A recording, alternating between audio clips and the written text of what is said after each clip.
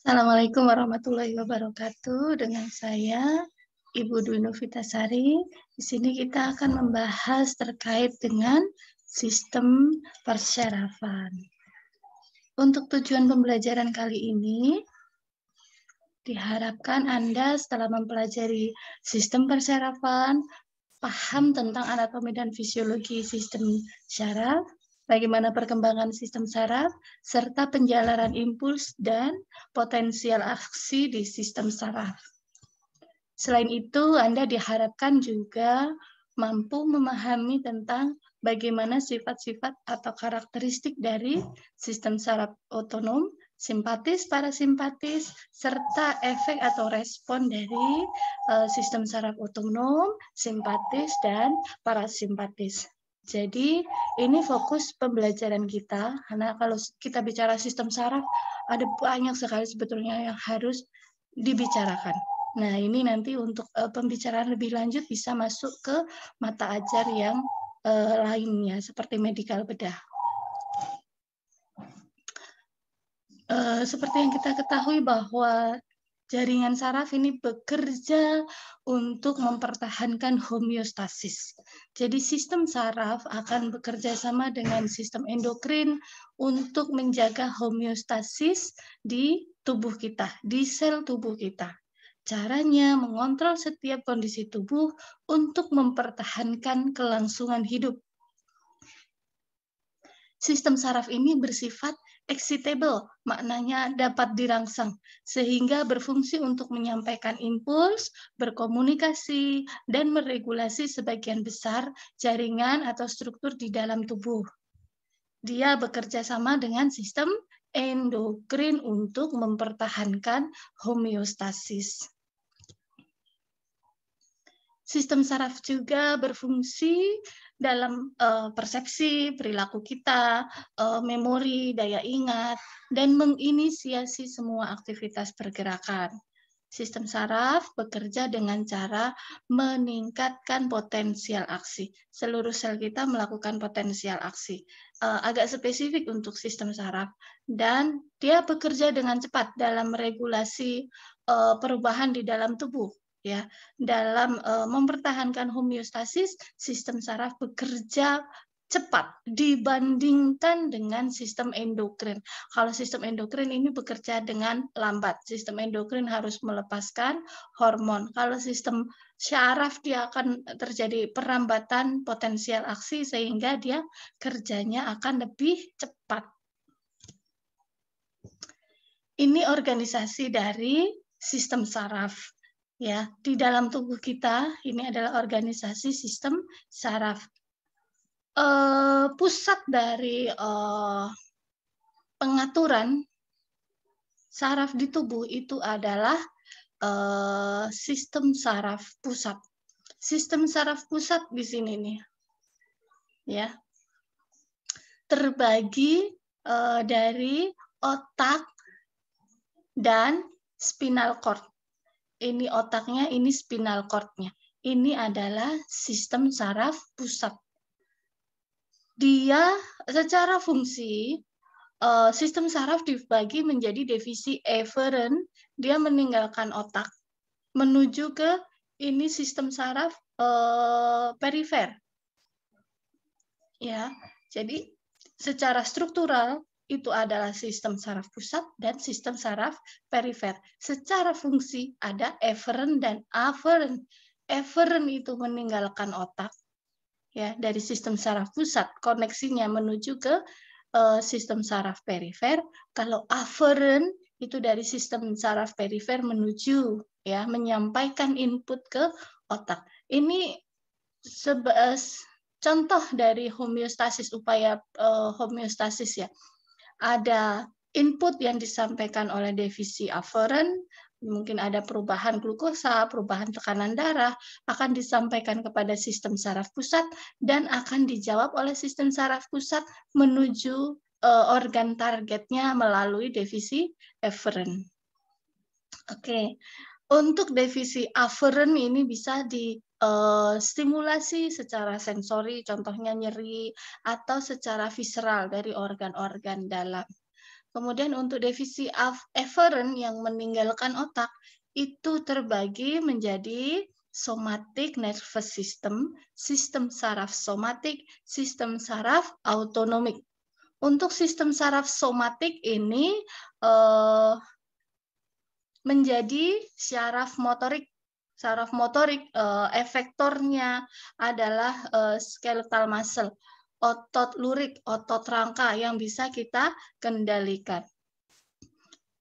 Untuk sistem saraf autonomik, ini terbagi menjadi 3, sistem saraf simpatik, sistem saraf parasimpatik, dan agak spesifik adalah sistem saraf enterik. Ini tidak kita bahas di sini. Sistem saraf enterik akan lebih mudah dibahas di sistem pencernaan karena dia spesifik efektornya pada organ targetnya pada sistem pencernaan. Untuk sistem saraf simpatik dan parasimpatik ini mempengaruhi smooth muscle atau otot polos, otot yang tidak bisa kita kendalikan, otot jantung, kelenjar endokrin, dan beberapa kelenjar endokrin lainnya. Kita pelajari tentang struktur sistem saraf. Nih, sistem saraf itu adalah sistem terkecil dari seluruh sistem di tubuh manusia. Sistem terkecil tapi paling kompleks, baik struktur dan fungsinya dibandingkan sistem tubuh yang lain. Beratnya di tubuh paling hanya 2 kg saja, atau 3% dari berat total tubuh kita. Sistem saraf ini bisa tersusun atas jutaan neuron dan neuroglia. Nanti kita belajari apa bedanya neuron, dan apa itu neuroglia. Nah, di sini neuron adalah sel saraf itu sendiri, sedangkan sistem saraf merupakan kumpulan, namanya juga sistem ya. Sistem saraf merupakan kumpulan dari neuron atau sel saraf. Neuron dan neuroglia, selain itu juga ada sinap. Sinap adalah hubungan antara 2 neuron. Ya. Untuk berkomunikasi neuron satu dengan neuron yang kedua ada cleft sinap, ada celah. Ya, celah itulah yang kita sebut sebagai sinap. Menghubungkan antar neuron yang satu dengan yang lainnya. Neuron ke pusat serta anggota tubuh dengan yang satu dengan yang lainnya. Jadi dia konektor. Ya, kalau ibarat ada 2 batu bata, celah-celah batu bata itulah disebut sinap kalau di sistem saraf. Neuron akan bekerja dengan merangsang ataupun menghambat ya, enhancing ataupun inhibiting.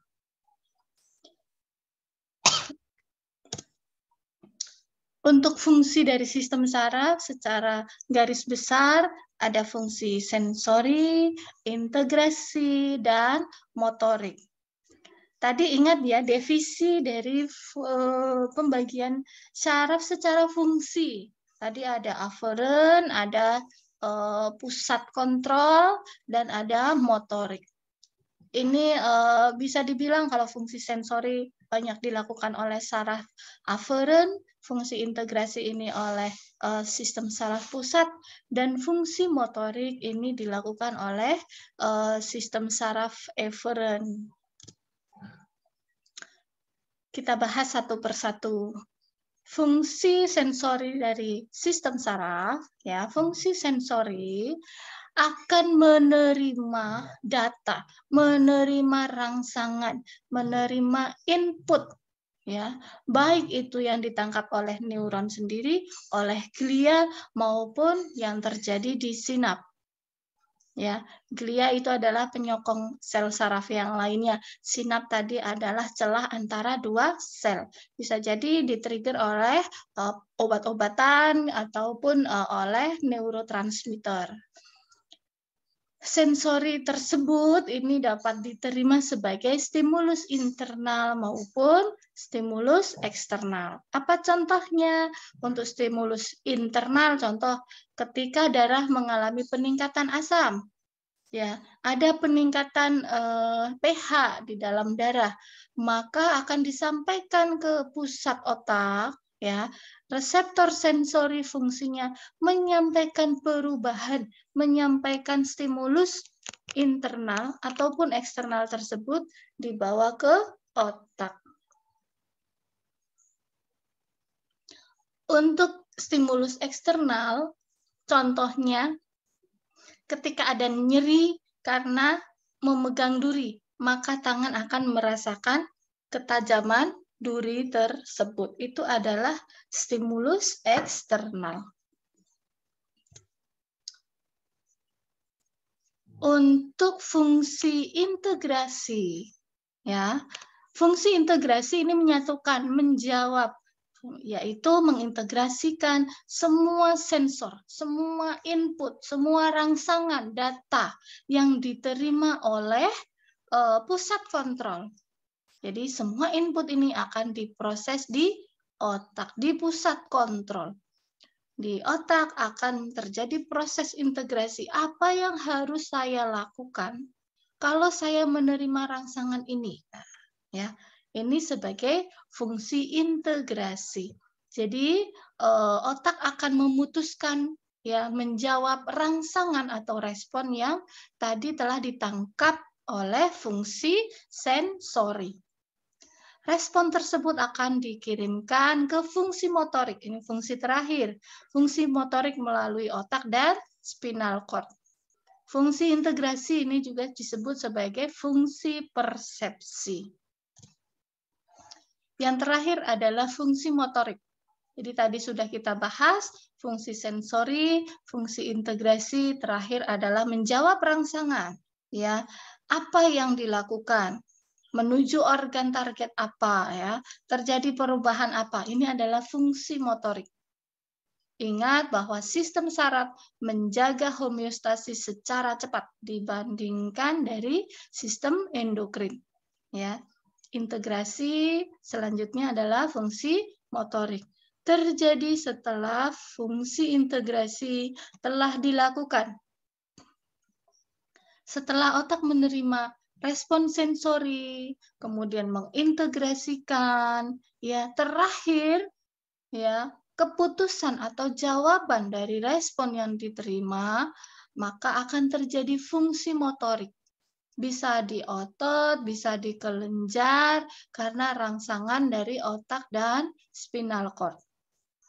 Otot atau kelenjar tersebut ini disebut sebagai motor atau motor output atau efektor. Stimulasi efektor akan menyebabkan bisa ototnya berkontraksi, relaksasi sesuai jawaban dari pusat kontrol. Apakah kelenjarnya mensekresi ataukah kelenjarnya menghentikan sekresinya? Nah, ini supaya lebih jelas, ya. Di sini pembagian sistem saraf secara anatomi di depan tadi sudah saya sampaikan divisi organisasi sistem saraf secara anatomi, itu ada sistem saraf pusat dan sistem saraf tepi. Secara fungsional ada divisi aferen dan divisi eferen.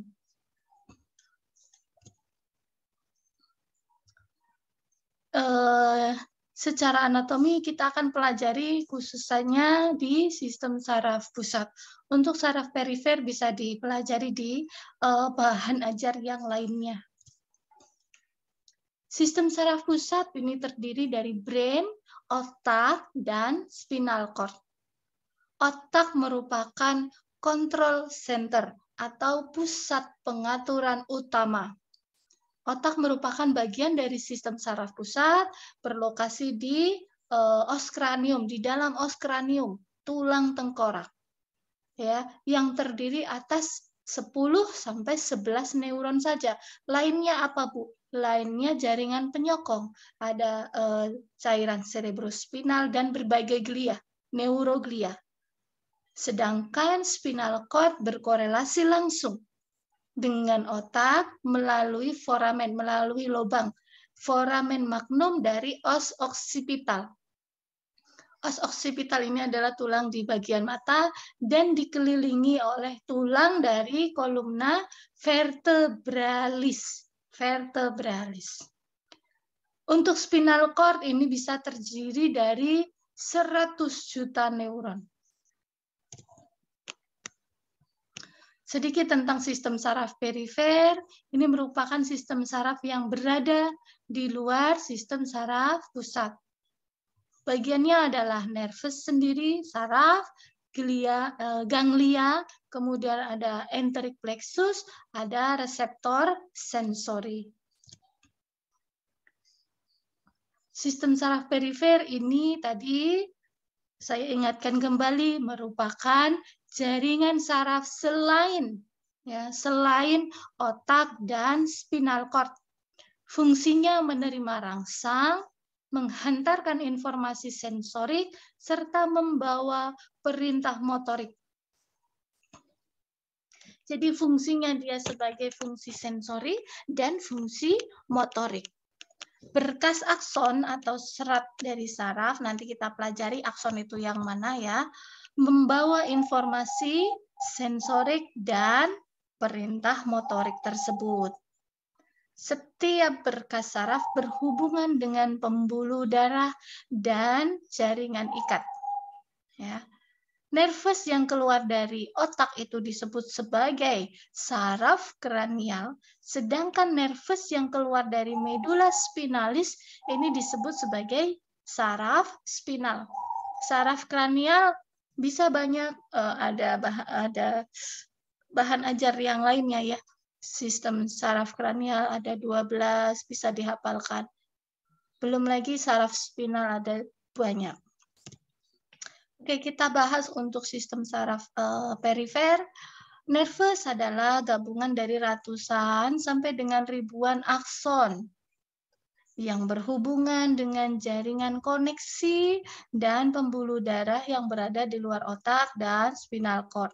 Ini terbagi menjadi 12 pasang saraf kranial ya, dan 31 pasang saraf kranial dari spinal cord. Kalau dari otak ada 12 pasang saraf kranial kanan kiri dan 31 yang dari spinal cord itu juga nanti kanan kiri. Untuk ganglia adalah kumpulan badan sel saraf yang membentuk sistem saraf dan ini berada di luar sistem saraf pusat. Jadi ganglia adalah kumpulan badan sel, soma, ya, badan sel saraf itu yang ada nukleusnya. Untuk enteric plexus, ini adalah jaringan saraf yang berada di dinding sistem gastrointestinal. Ini hanya meregulasi sistem digestif saja. Ya, silahkan buka sistem pencernaan untuk memahami enteric plexus ini. Reseptor sensori, nah reseptor sensori ini adalah reseptor yang memonitor, memahami perubahan lingkungan baik secara internal dan eksternal. Ini banyak penamaannya sesuai dengan inputnya sesuai dengan rangsangannya. Contoh reseptor sensori nyeri, namanya apa untuk nyeri namanya? Saya agak lupa. Atau yang saya ingat ya, terkait dengan osmolaritas pada cairan pembuluh darah, maka itu disebut osmoreseptor. Terkait dengan perubahan suhu, maka itu disebut sebagai termoreseptor. Terkait dengan perubahan kimia dalam cairan darah atau di intrasel, maka itu disebut sebagai kemoreseptor. Ada banyak ya nama-nama reseptor sensori sesuai dengan rangsangannya masing-masing.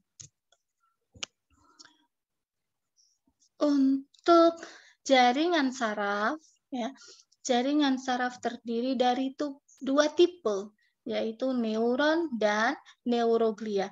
Ini baik di sistem saraf pusat maupun di sistem saraf perifer, ya, ada neuron dan neuroglia.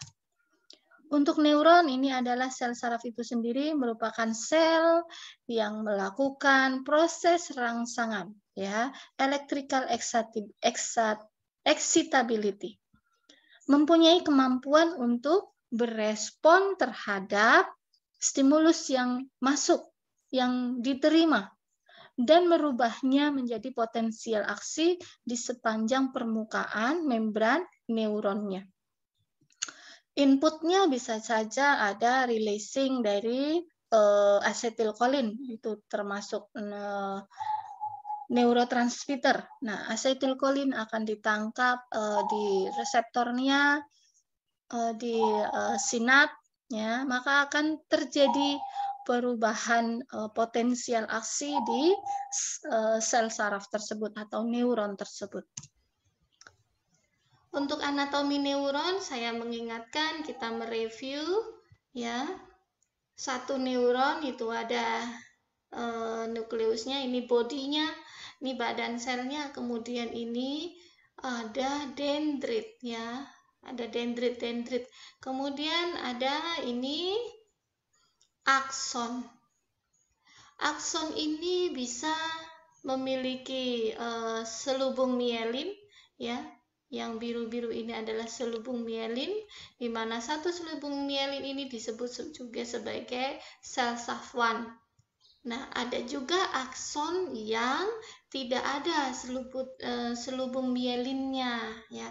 Nanti kita akan pelajari beberapa tipe, ya. Ada tipe A, B, C. Nah, kalau tipe C itu tidak memiliki selubung mielin.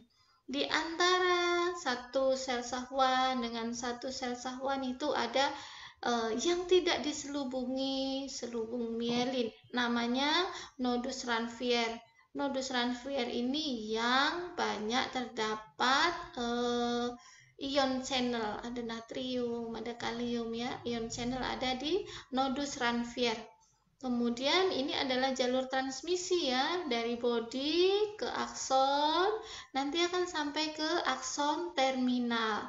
Akson terminal akan ketemu dengan bodi dari sel yang kedua. Itu yang akan membentuk yang namanya sinap. Pertemuan antara dua sel, minimal dua, bisa banyak sel yang bertemu di dalam sinap itu. Ini saya mengingatkan sedikit tentang anatomi dari sel saraf. Ya, ini sel saraf. Kita lihat ini adalah bagian dendrit, ya, yang bercabang-cabang ini adalah bagian dendrit. Dendrit itu adalah zona input, zona masuk, menerima sinyal dari neuron lainnya. Kemudian ini adalah bodi, badan sel. Badan sel itu mempunyai nukleus. Kemudian ini ada zona trigger. Ini zona trigger yang memulai potensial aksi. Potensial aksi ini akan menjalar sepanjang akson. Ini yang memanjang ini adalah akson, ya, dengan dinding membrannya.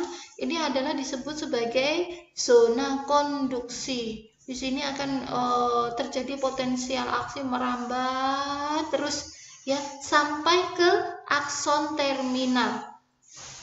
Akson terminal ini sebagai zona output. Zona output ini yang mengeluarkan neurotransmitter yang akan berpengaruh pada sel lainnya. Saya ulangi. Jadi ada bagian dendrit, ada body, ada nukleus, ini yang ungu, kemudian ada akson dan akson terminal dengan zona-zonanya sendiri. Dendrit disebut zona input, ya. Kemudian di body di sini ada zona trigger yang akan menuju ke akson. Sedangkan sepanjang akson ini adalah zona konduksi. akson terminal, ujung akson ini disebut sebagai zona output yang mengeluarkan neurotransmitter. Neuron ini merupakan elemen dasar yang berkaitan dengan proses penyaluran sinyal di dalam tubuh. Intinya terdiri dari badan sel, kemudian dendrit, kemudian ada serabut sarafnya atau akson sampai ke terminal akson. Tadi secara histologis, jadi jaringan saraf yang didominasi oleh soma ini disebut sebagai gray matter, substansi kelabu. Sedangkan jaringan saraf yang didominasi oleh akson ini disebut sebagai white matter. Ini bisa kita mudah jelas ada pembagiannya di otak maupun di spinal cord, ya, gray matter dan white matter. Kemudian dendrit dan akson ini disebut sebagai serat saraf, tapi biasanya hanya mengacu pada akson saja. Saraf adalah sekelompok serat saraf, biasanya serat sensorik dan motorik yang akan dikelilingi oleh jaringan-jaringan penunjangnya. Selanjutnya ada potensial aksi. Ini terjadi perambatan potensial aksi terjadi jika ada stimulus, ya, stimulus kimia, stimulus fisik, ya, baik itu internal maupun eksternal. Jadi stimulus merupakan suatu hal yang bisa menyebabkan perubahan kondisi lingkungan sehingga cukup kuat untuk menginisiasi, untuk memulai potensial aksi.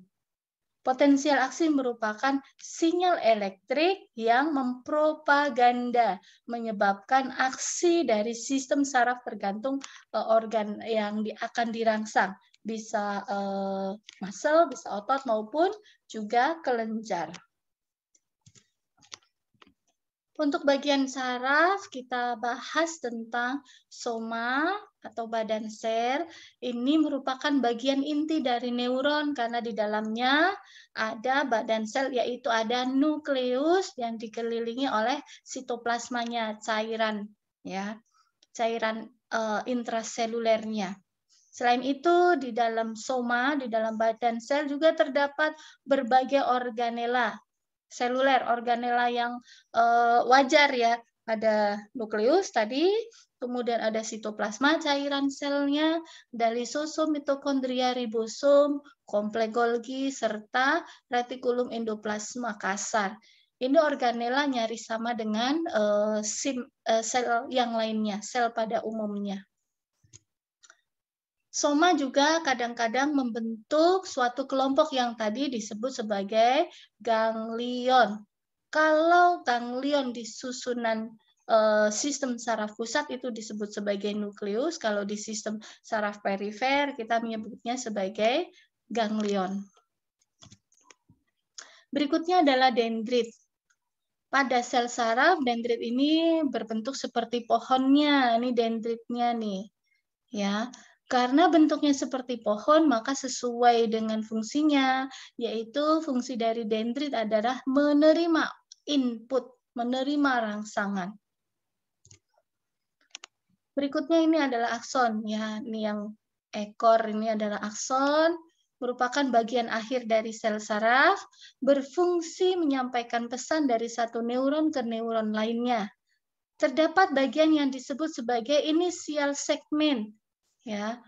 Pada sebagian besar neuron, impuls saraf akan berkumpul pada akson hilok dan inisial segmen pada area yang disebut sebagai trigger zone. Ya, tadi sebelumnya bisa di-replay ulang, trigger zone itu di mana? Di akson. Ya, ini ada inisial segmen dengan akson hiloknya. Trigger zone inilah yang akan menyebabkan impuls akan berjalan dari akson, ya, menuju ke ujung akson. Pada ujung terminal akson terdapat tempat untuk berkomunikasi antara neuron yang berikutnya. Inilah yang disebut pertemuan dua neuron, yaitu sinap atau celah. Nah, kita bahas dendrit. Dendrit merupakan suatu struktur yang spesial, merupakan bagian dari badan sel.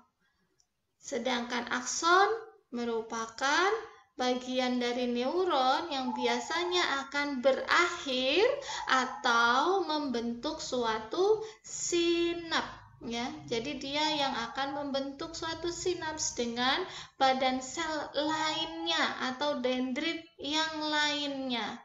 Ya, neuron berikutnya, neuron lain. Akson terhubung dengan sel neuron lain melalui terminal presinap. Kita nanti pelajari ya, sudah masih ingat ya, di sinap itu ada neuron presinap, kemudian ada celahnya, dan ada neuron postsinap. Untuk yang bagian akson berarti dia disebut sebagai neuron presinap. Untuk yang bertemunya di badan sel atau di dendrit itu yang neuron berikutnya, maka itu disebut sebagai neuron postsinap.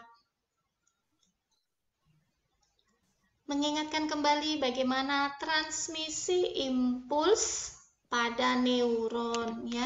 Jadi transmisi impuls dia akan berjalan sepanjang akson ya. Di sini ini yang terlihat jelas ada nodus Ranviernya, kemudian ini adalah sel safwannya, kemudian ini satu sel safwan, ini adalah selubung mielinnya. Ini aksoplasma, yaitu plasma di dalam akson ya, sitoplasma di dalam akson. Nah, di dalam nodus Ranvier ini ada ion channel, ada natrium, ada kalium ya, akan merambat di sepanjang akson ini. Potensial aksinya dari badan sel sampai ke terminal akson. Nah, mengingatkan sedikit tentang nodus Ranvier. Nodus Ranvier ini adalah selubung ya. Ini ada selubung mielin ya, di dalam di akson itu dia diselubungi oleh selubung mielin. Nah, celah-celah antara selubung mielin ini adalah nodus Ranvier. Di sini yang sebagai lokasi dari natrium channel dan kalium channel. Kita akan mempelajari bagaimana proses potensial aksi di sel saraf. Ya, ini voltase pada setiap sel bisa berbeda. Sel saraf dengan sel otot dengan sel jantung bisa berbeda. Ini adalah proses potensial aksi pada sel saraf. Saya ingatkan dulu bahwa di dalam sel kita itu ada cairan intraseluler atau intraseluler fluid yang kaya akan kalium. Kemudian di luar ada cairan ekstraseluler atau ekstraseluler fluid yang kaya akan natrium. Pada diagram gambar ini, animasinya untuk natrium channel atau pintu natrium itu warnanya hijau, sedangkan pintu kalium itu warnanya ungu.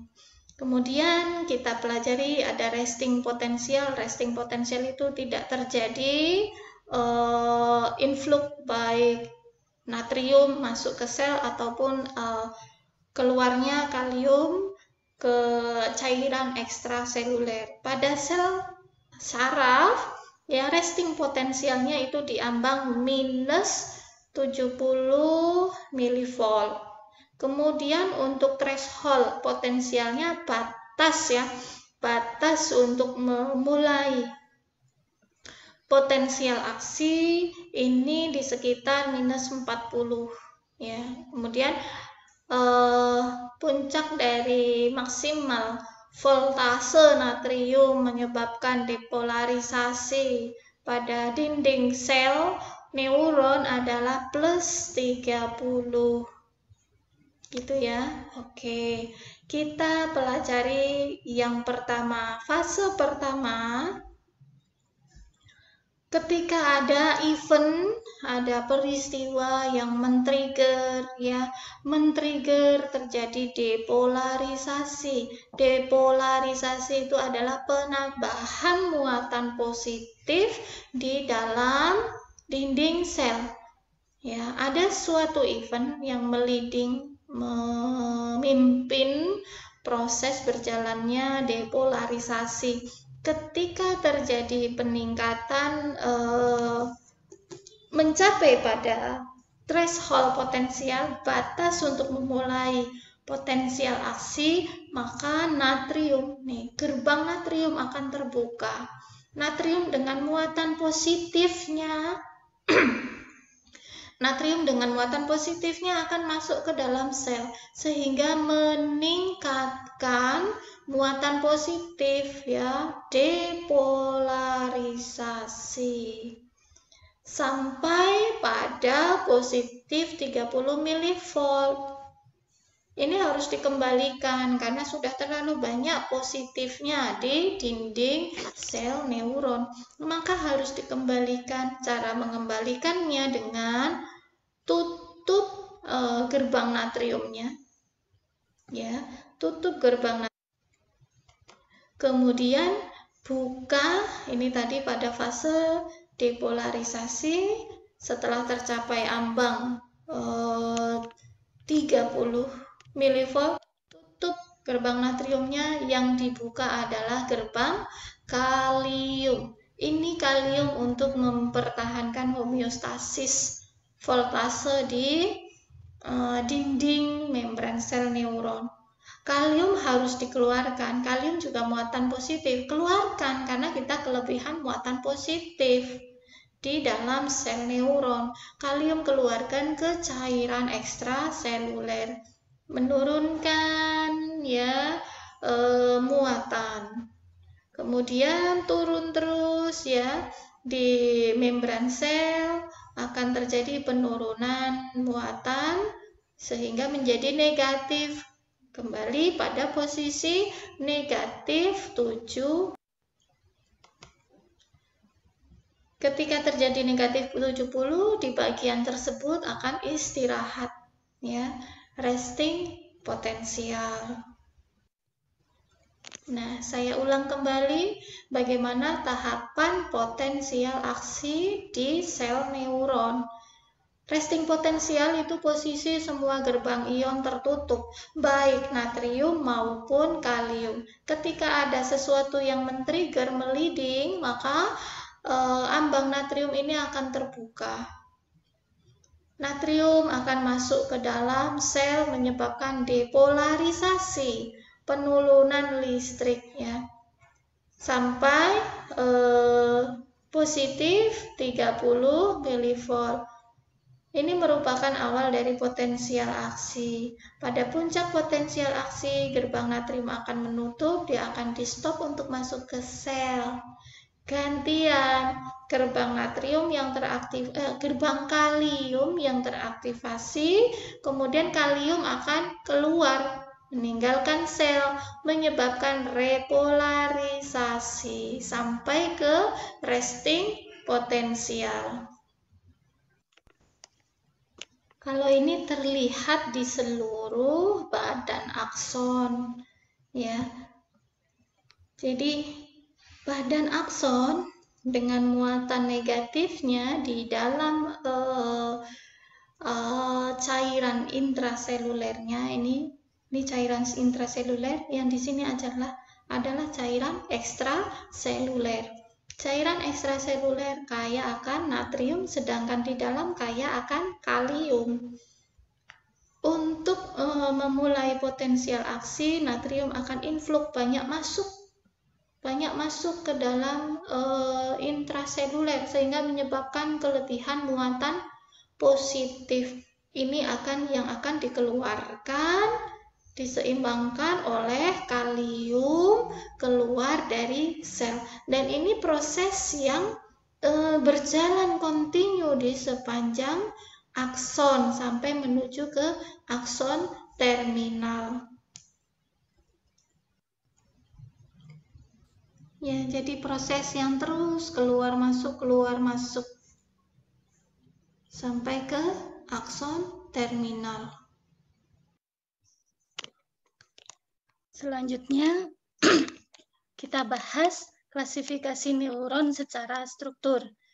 Secara struktur, neuron ini diklasifikasikan berdasarkan jumlah dan seberapa panjang sel bodinya. Ada neuron multipolar, multi banyak, ya. Disebut neuron multipolar karena memiliki beberapa dendrit dengan satu akson saja. Neuron multipolar ini terdapat di otak dan spinal cord. Selanjutnya ada neuron bipolar. Neuron bipolar hanya memiliki satu dendrit utama dan satu akson saja. Neuron bipolar terdapat di retina, telinga, bagian dalam, dan olfaktori. Penciuman ya, olfaktori. Yang terakhir ada neuron unipolar. Neuron unipolar memiliki beberapa dendrit dan satu akson. Neuron unipolar berfungsi untuk suatu proses yang berkelanjutan. Disebut juga sebagai pseudonipolar. Dendrit dengan sebagian besar neuron unipolar berfungsi sebagai reseptor sensori seperti sentuhan, tekanan, nyeri, ataupun suhu.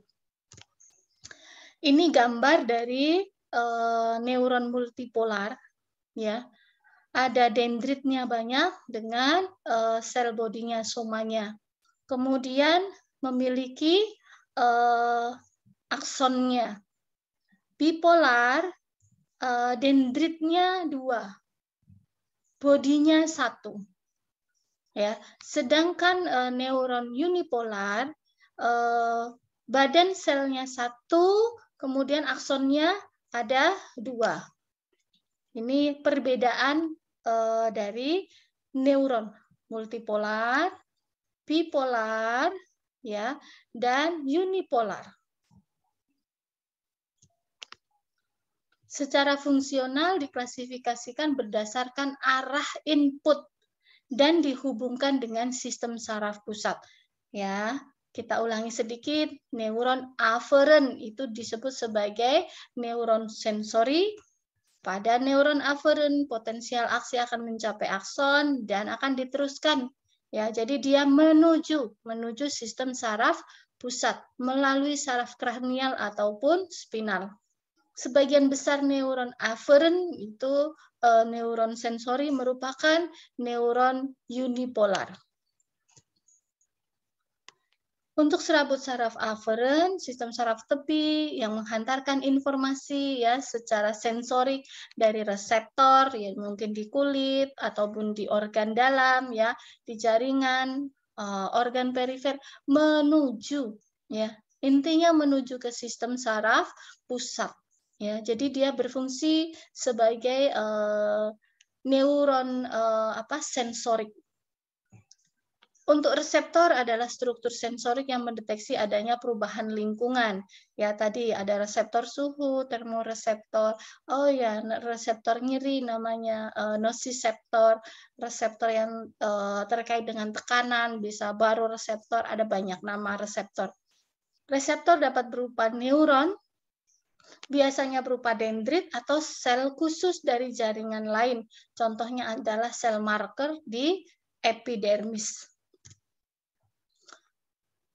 Dan yang kedua adalah neuron eferen. Dia fungsinya sebagai neuron motorik. Neuron eferen atau motorik ini akan menjalankan potensial aksi keluar ya, keluar dari sistem saraf pusat. Kalau aferen menuju sistem saraf pusat, eferen keluar dari sistem saraf pusat menuju ke efektornya. Efektornya ini bisa otot ataupun kelenjar melalui saraf kranial ataupun saraf spinal. Yang termasuk dalam neuron motorik ini kebanyakan adalah neuron multipolar. Membawa perintah motorik bisa ke otot ataupun ke kelenjar ya. Tadi saraf eferen ini disebut juga sebagai neuron motorik. Dibagi menjadi sistem saraf motorik somatik dan sistem saraf somatik otonom atau motorik visceral. Untuk sistem saraf motorik somatik, ini mengontrol kontraksi otot rangka secara sadar dan secara involunter berupa gerakan yang sederhana atau kita sebut sebagai refleks. Sedangkan sistem saraf motorik otonom atau motorik visceral ini mengontrol kontraksi otomatis dari otot polos. Ini otot yang tidak bisa kita kendalikan. Dan juga otot jantung. Terdiri dari sistem saraf simpatis dan parasimpatis yang efeknya itu antagonis, berkebalikan. Ya. Nah, di sini ada sistem saraf, di sini ada sistem saraf pusat, contohnya yaitu spinal cord, dan di sini yang bagian kuning ini adalah sistem saraf perifer. Jadi ada interneuron, ini adalah interneuron koneksi antar dua neuron. Ada mulanya dari sini, aferen ke pusat kontrol, dijawab oleh pusat kontrol, disampaikan ke eferen ke organ target. Ada reseptor yang sensitif terhadap rangsangan tertentu, dia akan membawa input ya rangsangan tersebut di sepanjang akson ya melalui serabut saraf aferen ya. Kemudian sampailah ke terminal akson, dia akan sampai pada sistem saraf pusat. Sistem saraf pusat ini akan menjawab rangsangan, saya harus ngapain ya, dari trigger, dari rangsangan yang diterima oleh neuron aferen. Setelah dia memiliki jawaban, ini proses sangat cepat ya. Dari badan sel, jawaban akan dikirimkan sampai ke terminal akson, kemudian dia akan terkoneksi dengan serabut saraf eferen. Ya, ini sinap di sini nih. Ya, pertemuan dua sel saraf nih, sinap ini sinap. Ini juga sinap. Ya. Nah, jawabannya akan dibawa oleh serabut saraf eferen dari bodi menuju ke akson terminalnya yang ini akan menempel kepada organ targetnya, efektornya. Fungsi yang klasifikasi neuron yang terakhir tadi sudah terlihat di gambar ini, ada interneuron. Nah, interneuron ini adalah neuron asosiasi, berada di antara neuron aferen dan eferen, mengintegrasikan sensori yang masuk dari neuron sensori, dari neuron aferen, kemudian memperoleh respon dengan cara mengaktifasi motor neuron atau eferen neuron. Sebagian besar neuron asosiasi atau neuron interneuron ini adalah neuron dengan struktur unipolar. Tadi kita sudah bahas tentang neuron ya. Sekarang kita bahas tentang neuroglia. Ya. Jaringan penyokong mensupport neuron. Ini baik neuron maupun neuroglia, saya ingatkan semuanya ada di sistem saraf pusat maupun di sistem saraf perifer. Neuroglia bukan termasuk saraf, bukan termasuk neuron, namun merupakan bagian yang mensupport neuron, memberikan nutrisi, memelihara, melindungi neuron, mempertahankan homeostasis dalam cairan intersosialnya. Neuroglia membentuk sekitar setengah dari volume sistem saraf pusat. Karena sistem saraf pusat memiliki sedikit neuron saja, hanya puluhan belasan saja. Berbeda dengan sistem saraf perifer, ya, banyak neuronnya. Neuroglia ini ada 6 tipe, ada astrosit, ada oligodendrosit, mikroglia, kemudian ada sel epidemal, ini ada di susunan saraf pusat. Sedangkan ada 2 lainnya, yaitu sel sahwan dan sel satelit, ini hanya ada di sistem saraf perifer. 2 tipe neuroglia yang memproduksi selaput mielin adalah sel sahwan, ini di sistem saraf perifer, dan oligodendrosit ini di sistem saraf pusat. Ini secara lebih jelas ya, tipe-tipe neuroglia. Yang atas ini adalah di sistem saraf pusat, sedangkan yang bawah ini ada di sistem saraf perifer. Ada astrosit, ada mikroglia, kemudian oligodendrosit, epidemal cell. Dia semuanya supporting neuron, ya, menjaga neuron dari substansi yang membahayakan. Untuk astrosit ya, mempertahankan kondisi kimiawi di dalam sitoplasmanya.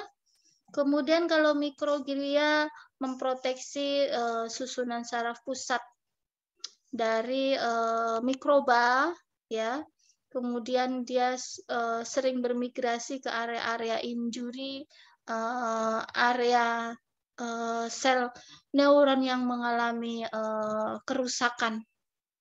Ya, dia membersihkan, mikroglia ini membersihkan debris atau sel yang mati, kotoran atau sel yang mati. Oligodendrosit dia memproduksi serabut mielin.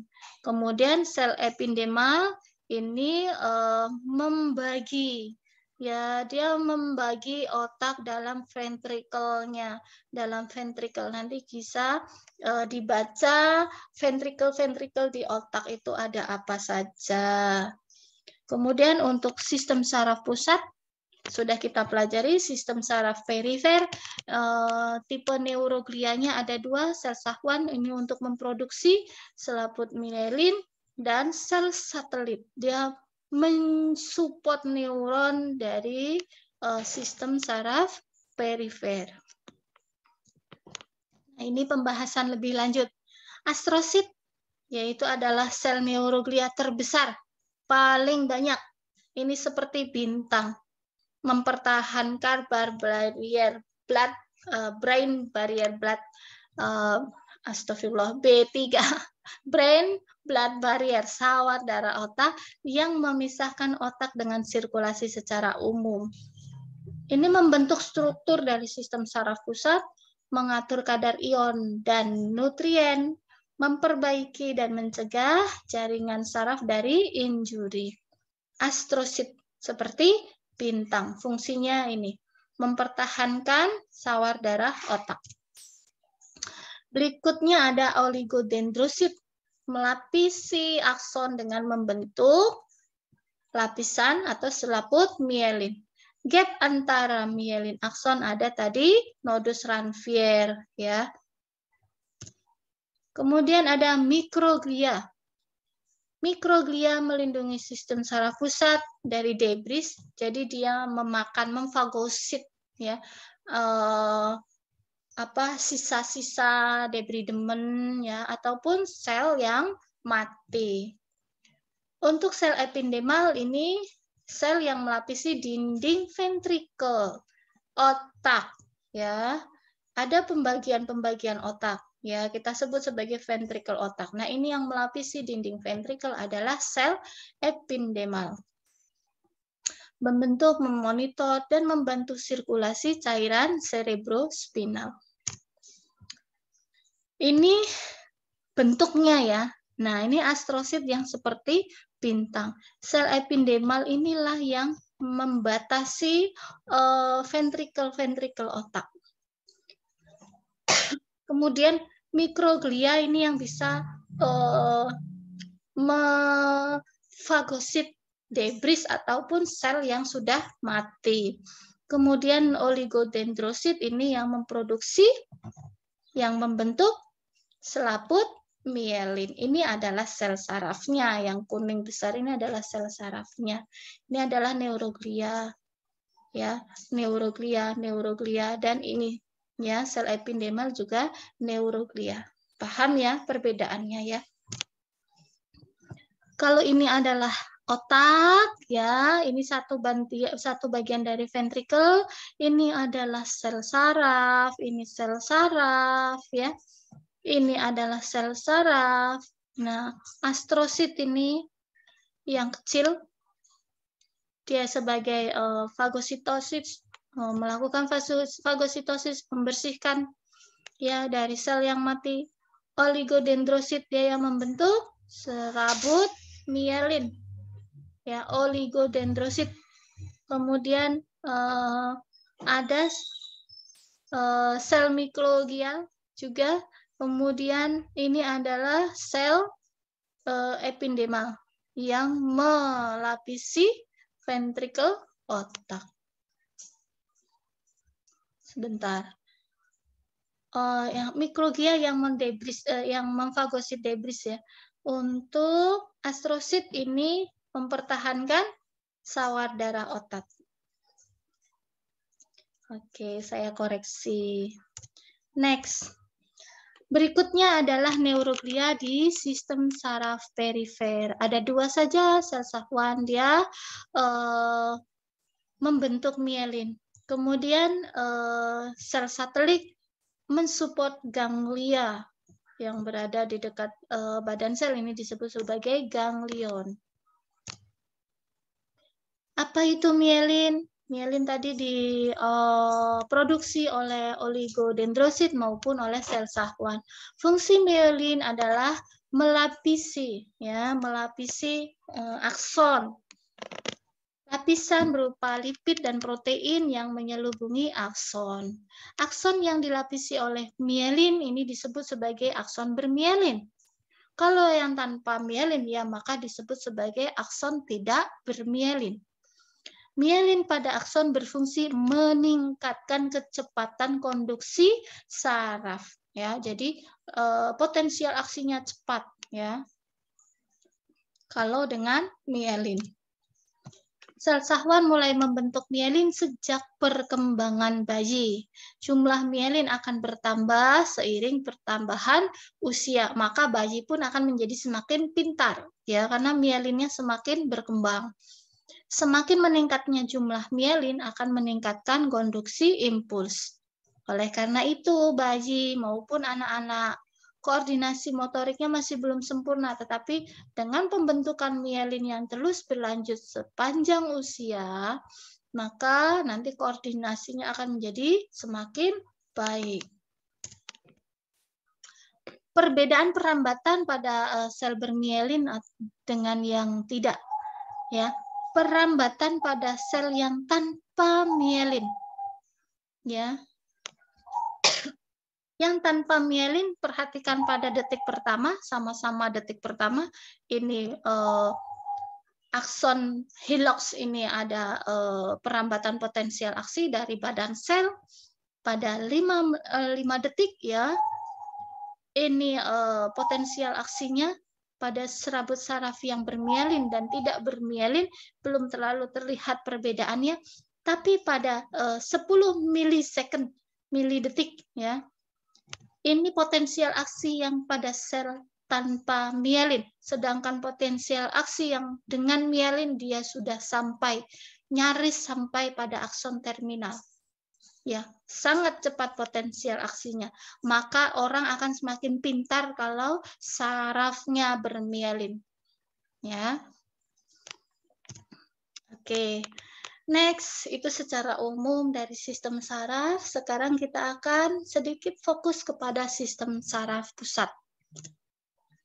Sistem saraf pusat ini terdiri dari otak dan medula spinalis. Merupakan organ yang kompleks, terdiri dari jaringan saraf, pembuluh darah, jaringan ikat pelindung, dan pendukungnya. Fungsinya mengintegrasi, memproses, dan mengkoordinasi data sensorik nanti akan dirubah menjadi perintah motorik. Secara makroskopik ada gray matter dan white matter. Gray matter ini mengandung badan sel saraf, ya, dendrit, dan ujung akson tidak bermielin. Kumpulan badan sel di otak maupun di medula spinalis ini disebut sebagai nukleus. White matter ini adalah sebagian besar tersusun atas akson. Kalau gray matter tadi paling banyak dari badan saraf dan dendrit. Kalau yang tersusun dari sebagian besarnya adalah akson bermielin, ya ini adalah white matter. Kumpulan akson yang menghubungkan berbagai area di susunan saraf pusat ini disebut sebagai traktus. Susunan saraf pusat dilindungi oleh tulang kranium, ya, dan kolumna vertebralis, ya, yang berada di tulang belakang. Membran jaringan penunjang atau meninges dan cairan cerebrospinal. Os kranium ini bisa kita lihat ada frontal itu depan, sphenoid, ethmoid, occipital, parietal, dan temporal. Terdapat lubang tempat keluarnya saraf kranial atau foramen dan di medula spinalis itu adalah foramen magnum. Untuk sistem saraf pusat, ya, ini otak. Ya, sistem saraf pusat, ya, bagian korteks cerebral, korteks itu bagian pinggir, ya. Kemudian ada basal nuklei di sebelah talamus, ya. Ini adalah basal nuklei masuk di sini, ya, di sebelah talamus, ya. Posisinya bukan di sini. Ini dipisahkan saja supaya talamusnya terlihat, ya. Talamus di belakang, di sampingnya basal nuklei. Kemudian ada hipotalamus. Hipotalamus adalah bagian di bawah talamus. Apa saja ini adalah hipotalamus dan ini adalah hipofisis. Ini sebagai bagian dari sistem endokrin. Selanjutnya ini adalah cerebellum, ya, dan ini adalah brainstem, batang otak, ya. Ada midbrain, kemudian ada pons, ada medula. Yang ke bawah ini sampai ke tulang ekor itu adalah spinal cord. Fungsi dari masing-masing bagian sistem saraf pusat, korteks cerebri, fungsi sensori, persepsi sensori, mengatur pusat pergerakan yang bisa kita kendalikan, voluntary control of movement, pusat bahasa, ya, terkait dengan personality, kemudian terkait dengan proses berpikir, memori, membuat keputusan, kreativitas, ya, semakin korteks cerebrinya kompleks, kreativitasnya semakin bagus, proses thinking, memorinya semakin bagus. Basal nuklei, ya, menghambat pergerakan otot, kekuatan otot, kemudian koordinasi lambat, mensupresi pergerakan yang tidak yang tidak bermakna. Kemudian untuk talamus ini fungsinya terkait dengan kesadaran kontrol dari motorik juga.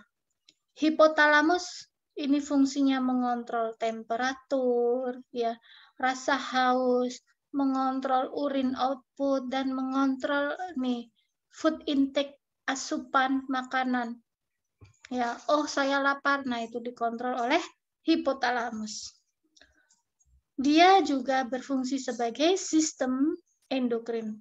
Ya, kemudian mengatur siklus tidur dan bangun, mengatur emosi juga, dan beberapa sikap dasar manusia. Selanjutnya ada cerebellum. Cerebellum mengatur keseimbangan, kemudian meningkatkan tonus otot. Kalau basal nuklei menghambat tonus otot, cerebellum meningkatkan tonus otot. Mengkoordinasikan aktivitas otot yang voluntary, skeletal muscle. Untuk batang otak, brainstem, ya, ini nanti koneksi antara sistem saraf perifer sebagai pusat kontrol dari kardiovaskuler, respiratori, dan sistem pencernaan. Ini juga mengontrol siklus bangun dan sadar. Kita bahas satu persatu cerebrum, tapi dengan sedikit saja. Diencephalon, cerebellum, midbrain, pons, dan medulla oblongata. Ini adalah forebrain. Brainstem terdiri dari 3 bagian ini, midbrain, ya, kemudian pons dan medulla oblongata. Fungsi dari setiap bagian otak, ya. Korteks tadi, emosi, motivasi, memori, ini bagian depan, ya. Kemudian ini atas kepala kita, ini bagian belakang. Ini brainstem-nya. Kemudian untuk auditori di bagian sini pusat pendengaran, kemudian ada area Broca, ini pembentukan bicara, lobus frontal. Nah, kalau korteks bagian frontal ini terkait dengan perencanaan aktivitas yang kita sadari, kemudian pembuatan keputusan. Kalau yang limbik ini tadi terkait dengan emosi, dan sistem limbik ini terkait dengan emosi dan memori. Kemudian di atas, ya, ada premotor cortex, ya, koordinasi dari pergerakan yang kompleks. Kemudian primary motor complex, ini voluntary movement juga. Di tengah ada central sulcus, ada somatosensory cortex, ya, terkait dengan sensasi somatik dan lainnya. Di belakang posterior parietal cortex, ya, ini visual input, baik somatosensory visual input, ya, pusat penglihatan. Kemudian ini pusat bicara. Kalau ini Broca adalah pembentukan kalimat. Area Broca dan area Wernicke ini penting untuk membuat kalimat. Ini di belakang kita sebut sebagai lobus parietal, dan occipital lobus ini bagian yang terkait dengan visual. Meninges ini tadi disebut bahwa itu adalah selaput pelindung otak. Fungsinya dia memproteksi otak dengan membuat rumah, ya, menutupi. Ini melindungi cairan otak dan otak itu sendiri. Di antara dua membran terdapat ruang subarachnoid yang ini berisi cairan cerebrospinal. Fungsi dari cairan cerebrospinal ini adalah sebagai reservoir. Kita belajar dulu apa itu lapisan pelindung otak. Jadi ada selaput pelindung otak yang disebut sebagai meninges. Ya, meninges itu ada paling luar adalah dura mater. Yang tengah adalah arachnoid. Dan yang paling dalam yang berhubungan dengan brain itu adalah pia mater. Ya, jadi diingat urutannya. Terluar dura mater, bagian tengah adalah arachnoid, dan bagian yang bersinggungan langsung dengan brain adalah pia mater.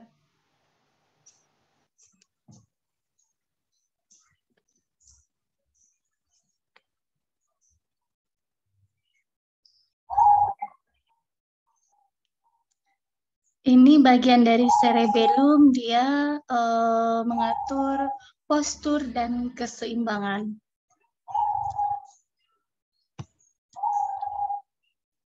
Bagian dari cerebellum kalau kita buka lebih besar, ya, ada yang hijau ini adalah vestibulocerebellum, kemudian spinocerebellum, dan cerebrocerebellum. Untuk medula, bagian dari batang otak tadi sudah cerebellum, kemudian ini adalah medula. Ini fungsinya mengkoordinasi menelan, vomit, batuk, bersin, dan hikap, cekukan kalau bahasa orang Jawa, ya. Kemudian ini mengandung nuklei dari sistem saraf kranial, yaitu saraf kranial ke-8, 9, 10, 11, dan 12. Untuk pons, ya, ini mengandung trek sensori dan motor trek, mengandung nuklei dari saraf kranial 5, 6, 7, dan 8. Kemudian ini sebagai pusat kontrol pernafasan. Untuk midbrain, ini mengandung nuklei dari nervus kranial 3 dan 4. Koordinasi movement dari kepala, mata, ya. Selanjutnya ini bagian dari batang otak. Ini yang saya mau menunjukkan, ini white matter, ini yang gray matter. Gray matter yang kaya akan badan sel atau dendrit, sedangkan white matter ini yang kaya akan akson, ya. Keluar ini masuk dari afferent, mana afferentnya? Kemudian, nah, ini yang menuju ke otak ini adalah afferent, kemudian ada interneuron, ya, nanti akan dijawab melalui serabut efferent. Sedikit tentang sistem saraf otonom. Saya mengingatkan kembali terkait dengan sistem saraf perifer. Ini terdiri dari saraf yang berasal dari otak, ya, dan yang dari spinal cord. Kalau dari otak itu ada 12 pasang saraf kranial, yang dari spinal cord ada 30 pasang saraf spinal. Berperan menghubungkan antara sistem saraf pusat dengan organ tubuh kita. Sistem saraf perifer terbagi menjadi saraf sensori. Oh, maaf. Ternyata saya ini ya, ini juga.